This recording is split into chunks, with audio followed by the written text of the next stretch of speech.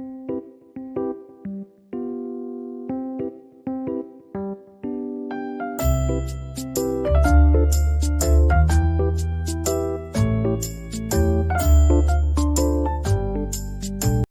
Everyone, welcome back to my channel. कैसे हैं आप लोग? आई होप अच्छे ही होंगे। दोस्तों, जैसा कि आप लोग जानते ही हैं कि सावन का महीना चल रहा है और ऐसे में सोमवती अमावस्या मिल जाए तो हम धन्य ही हो जाते हैं।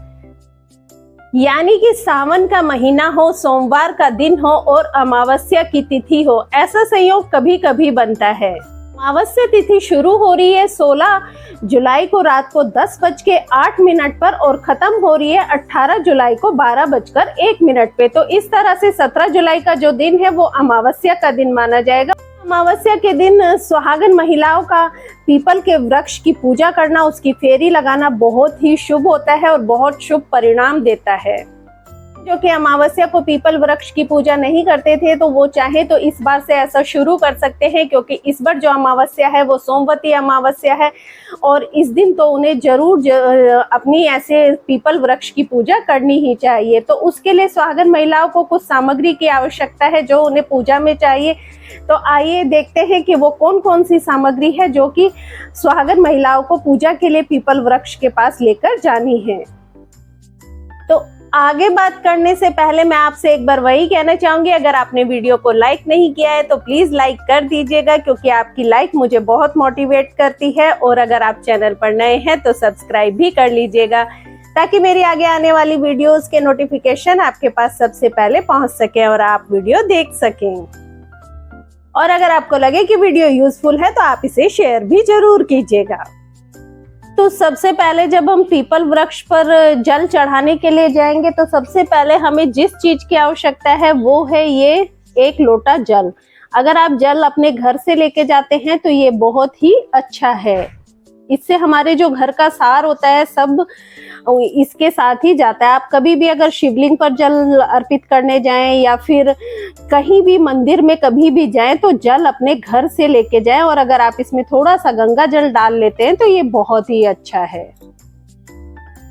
साथ में आप थोड़ी सी मिठाई जरूर लेके जाएं। इसको आप वहां पे पीपल के पेड़ के पास आप इसका भोग लगाएं थोड़ा सा, जो कि हमारे पितरों के निमित्त भी होगा और इससे हमारे पितर प्रसन्न होंगे। उनका ध्यान करते हुए आप थोड़ा सा मीठा और मिठाई जो भी आप चाहें वहां पे उसका भोग लगाएं।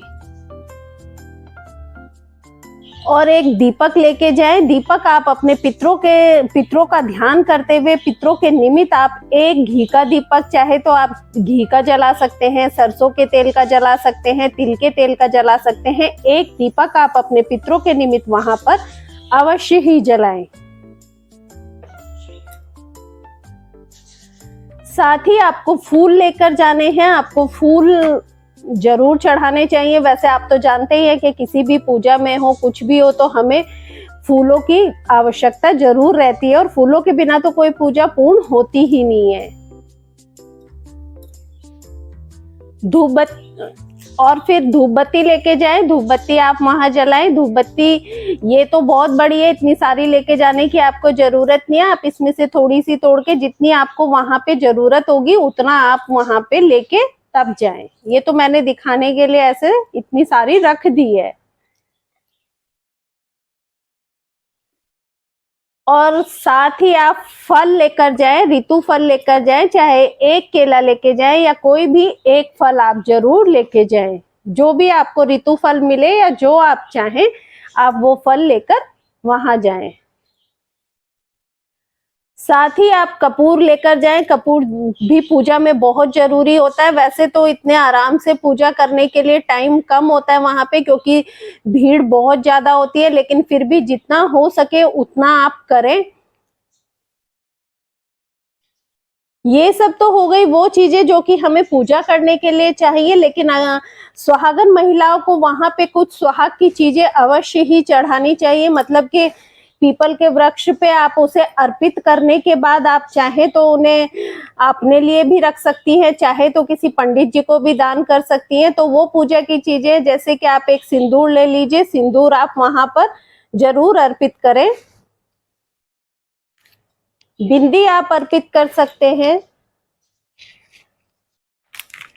मेहंदी आप अर्पित कर सकते हैं, और जो लोग महावर लगाते हैं वो महावर भी वहां पर चढ़ा सकते हैं, और साथ में आप नेल पेंट वगैरह भी आप चाहें तो लेकर जा सकते हैं। मतलब जितना आपकी इच्छा हो आप उतना लेकर जाइए, और इन चीजों को वहां पर चढ़ाने के बाद आप इनको या तो स्वयं के इस्तेमाल के लिए रख सकते हैं, या फिर आप इन्हें पंडित जी को या जिसे भी आप किसी को दान करना चाहें, कोई आपकी बहन है, बेटी है, नंद है, जो भी है, या किसी और को आप चाहें तो इसे दान भी कर सकते हैं। और सुहाग की चीजों में सबसे ज्यादा इम्पोर्टेंट है वो है चूड़ी। तो चूड़ी आप जरूर लेकर जाएं, और मैं इसीलिए कहती हूँ कि हमेशा ना अपने पास एक जोड़ी चूड़ी या ऐसे कोरा जरूर रखना चाहिए। क्या पता कब पूजा में हमें जरूरत पड़ जाए। तो इस तरह से ये चूड़ी आप वहां पर चढ़ाकर इनको खुद भी अपने इस्तेमाल में रख सकते हैं, और चाहे तो आप इन्हें किसी को दान भी कर सकते हैं। तो आप जितना चाहें उतना सामान ले जा सकते हैं। आप जरूरी नहीं है कि आप ये सब भी लेकर जाएं, लेकिन आप चाहें तो सिर्फ बिंदी तो लेकर ही जाएं। एक बिंदी और सिंदूर भी ले जाएंगे तो वो भी बहुत होगा। इसके अलावा आपको अपनी सिंदूरदानी भी वहां पर लेकर जानी चाहिए, और इससे आप वहां पर जाकर अपने सिंदूर लगाएं, और उसके बाद जो सिंदूर आपने वहां पर अर्पित किया है आप उसको घर लाकर, अगर आप उसे स्वयं इस्तेमाल करना चाहते हैं तो इसमें सिंदूरदानी में उसको रख लें और फिर इसे इस्तेमाल करें। इसके अलावा अगर आप चाहें तो वहां पे साड़ी या फिर कपड़ा भी अर्पित करें तो ये बहुत ही अच्छा होगा। चाहे तो कोई साड़ी जो आपके पास नहीं हो, ऐसी साड़ी आप वहां पे अर्पित करें, और साड़ी ना भी करना चाहे तो कोई ब्लाउज पीस या जो भी आप चाहे वो आप अर्पित कर सकते हैं। ब्लाउज पीस ले सकते हैं, ज्यादा ना हो तो हैंकी लेकर चले। इस तरह अगर आप कोई भी वस्त्र पूजा में लेकर जाएंगे तो वो बहुत ही शुभ होगा। आप अपने लिए साड़ी ले जा सकते हैं, चाहे तो इसे बाद में किसी को दे सकते हैं। और एक चीज और, सुहागन महिलाओं को एक बात का ध्यान और रखना है कि हमें अपने पति को वहां नहीं भूलना है। कोई भी एक वस्त्र आप लेकर जाएं अपने पति के नाम से, वहां पर उसे अर्पित करें और फिर वो उन्हें इस्तेमाल करने के लिए दे दें। चाहे भले ही आप एक हैंकी रखें, बनियान रखें, शर्ट पीस रखें, कोई भी ऐसी चीज, आप एक वस्त्र अपने पति के लिए भी वहां पर जरूर लेके जाएं। जैसे कि ये हैंकी है तो, लेकिन ऐसे सफेद हैंकी आप वहां पे ना चढ़ाएं, इसको एक हल्दी का तिलक आप जरूर लगा लें। ये तो हो गई सारी सुहाग की चीजें और पूजा की सामग्री। अब हम बात करते हैं कि जो हमें पीपल वृक्ष की फेरी लगानी है, तो उसके लिए हमें उसमें एक, चाहे तो आप कलावा ले सकते हैं, और अगर आप कलावा नहीं लेना चाहते हैं तो आप इस तरह से एक रील ले लीजिए, और इसको बांधते हुए पीपल के वृक्ष की आपको फेरी लगानी है।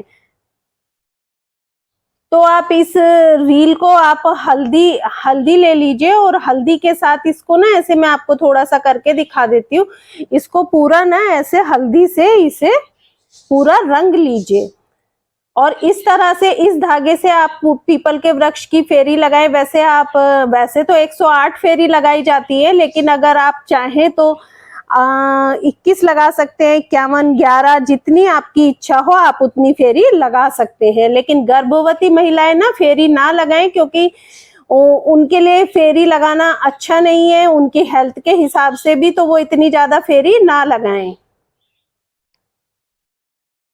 वैसे आप इसमें चाहे तो जनेऊ या फिर कच्चा सूत वो भी इस्तेमाल कर सकते हैं। और ये तो हो गई फेरी की बात। अब आपको अपने हाथ में जो चीज रखनी है फेरी लगाते वक्त, और आपको हर बार एक फेरी पूरी करनी है, और एक आप वहां पे कपड़ा बिछा लीजिए। तो वो क्या चीज है जो आपको लेके जानी है, आप उसमें बहुत सारी चीजें ले जा सकते हैं। जैसे कि आप चाहें बादाम ले जा सकते हैं, आप मूंगफली भी ले सकते हैं, मूंगफली के 108 दाने ले सकते हैं, आप चाहें तो चने भी ले जा सकते हैं, आप इसमें किशमिश भी ले जा सकते हैं। मतलब कोई भी ऐसी चीज जो कि आप ले जाना चाहें और जो आपके पास उपलब्ध हो, आप वो ले जाएं। तो करना क्या है कि इस तरह से आप गिन के 108 दाने ले लीजिए, चाहे आप मूंगफली के लें, चाहे बादाम के लें, चाहे चने के लें, किसी भी चीज के आप इस तरह से 108 दाने ले लें और फिर आप ऐसे फेरी लगाते जाएं और एक लाल कपड़ा या कुछ भी आप वहां बिछा सकते हैं और एक एक वो वहां रखते जाएं। और फिर बाद में आप चाहे तो इसे अपने बच्चों को दे सकते हैं, बहन को दे सकते हैं, बेटी को दे सकते हैं या पंडित को। अगर आप कोई चीज दान कर रहे हैं तो आप उनके साथ इन्हें भी दे सकते हैं। इस तरह से जब आप अपनी पूजा कर लें तो पूजा करने के बाद बहुत से लोग होते हैं कि इस पीपल के वृक्ष की फेरी लगाकर और पूजा करने के बाद आकर भोजन कर लेते हैं।